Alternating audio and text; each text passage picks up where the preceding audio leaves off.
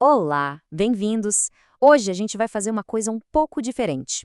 A gente vai, basicamente, construir uma inteligência artificial do zero. Isso mesmo, uma ferramenta pensada para resolver qualquer tipo de problema. E para fazer isso, vamos desvendar os algoritmos fundamentais que uma IA usa para encontrar soluções no meio de um universo de possibilidades. Bom, vamos nessa? Para começar, pensem um pouco nisso aqui. O que um labirinto, o GPS do carro e um jogo de xadrez têm em comum? Parece que nada, né? Mas, na essência, todos eles são o que a gente chama de problemas de busca. A IA encara eles como um mapa gigante, cheio de possibilidades, e a missão dela é achar o caminho certo, do começo ao fim. No labirinto, é o caminho físico, claro. No GPS, é a rota mais rápida. E no xadrez, é a sequência de jogadas que leva ao checkmate. E aqui está o pulo do gato. A gente consegue pegar praticamente qualquer quebra-cabeça, por mais complicado que seja, e traduzir ele para essa linguagem de quatro partes. Pensem no clássico problema dos jarros d'água, por exemplo. Os estados são as quantidades de água em cada jarro. As ações são encher, esvaziar, despejar a água de um para o outro. O estado inicial é como os jarros começam, vazios, geralmente. E o objetivo é aquela quantidade exata de água que a gente quer conseguir. Essa estrutura, ela é a base de tudo. Então, nosso primeiro passo para construir o nosso solucionador é a abordagem mais direta, a mais intuitiva que existe, a busca em largura. Sabe, é como tentar todas as chaves de um chaveiro, uma por uma, até achar certa. É simples, mas será que essa simplicidade é o bastante para a gente construir nosso solucionador perfeito? A busca em largura, ela é super metódica. Como a gente vê aqui, ela explora essa árvore de possibilidades um nível de cada vez. Primeiro, ela olha o ponto de partida. Depois, todos os vizinhos diretos. Aí, todos os vizinhos dos vizinhos. Ela não se aprofunda de uma vez. E ao fazer isso, ela nos dá uma garantia muito poderosa. A primeira solução que ela encontrar vai ser, por definição, a mais curta, a que tem menos passos. Parece perfeito, né? Acha a melhor solução. Garantido. Mas essa garantia vem com umas letras miúdas no contrato, e elas são bem grandes. A simplicidade da força bruta esconde uma falha crítica que pode tornar alguns problemas, mesmo os não tão grandes assim, completamente impossíveis de resolver na prática.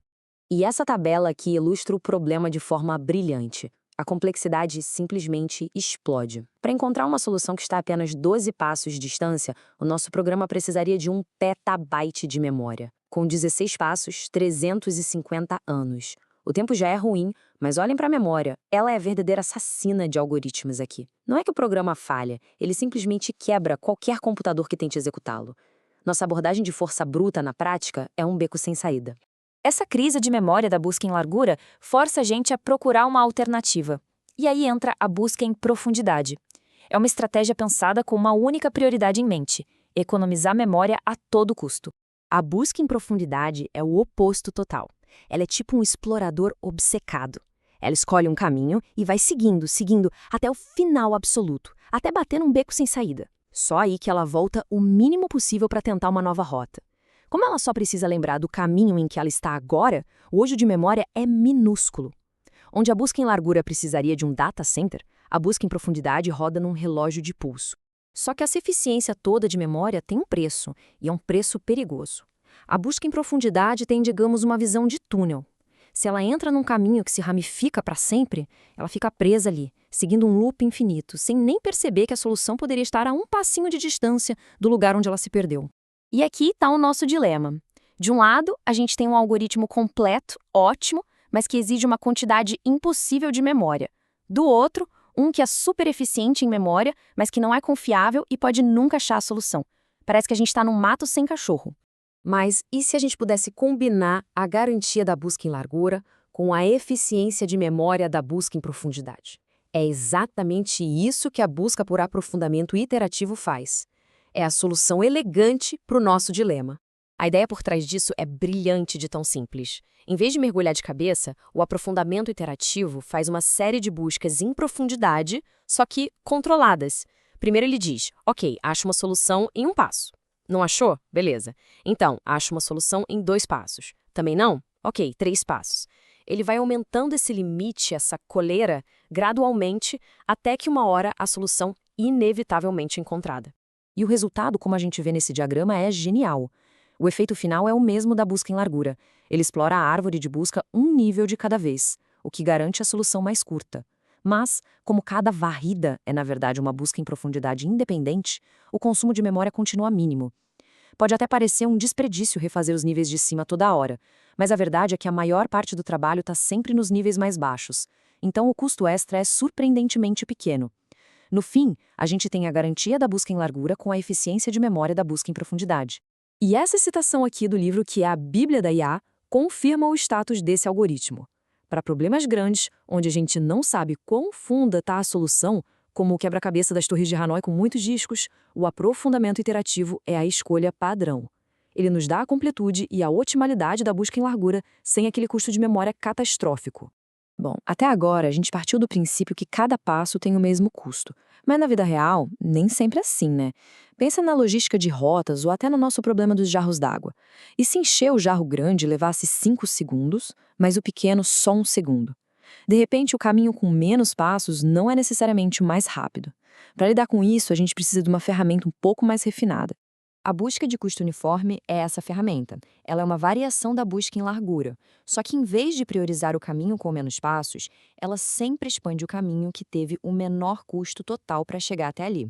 Isso garante que a primeira solução que ela encontrar não vai ser só a mais curta em número de passos, mas sim a mais barata em custo total, mesmo que para isso ela tenha que pegar um caminho mais longo e com mais voltas.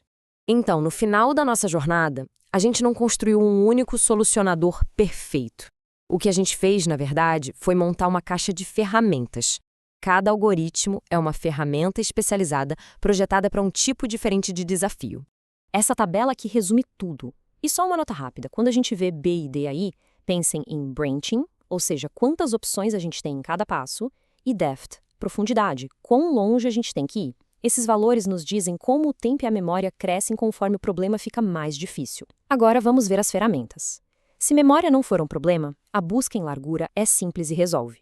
Se memória for o ponto crítico, a busca em profundidade pode ser uma aposta arriscada, mas às vezes necessário. Se os custos dos passos variam, a busca de custo uniforme é a única que garante o melhor resultado. E para o melhor equilíbrio geral, em problemas grandes e desconhecidos, o aprofundamento iterativo é o nosso campeão. E por que tudo isso importa? Porque esses algoritmos não são só teoria, né?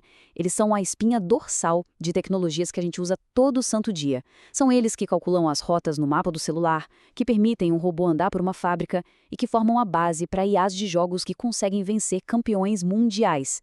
Não é só coisa de livro acadêmico. É um dos pilares silenciosos, mas fundamentais, que sustentam boa parte da inteligência artificial moderna que molda o nosso mundo. Nossa jornada nos deu ferramentas poderosas, mas elas ainda buscam no escuro, sem ter nenhuma intuição de qual caminho parece ser mais promissor.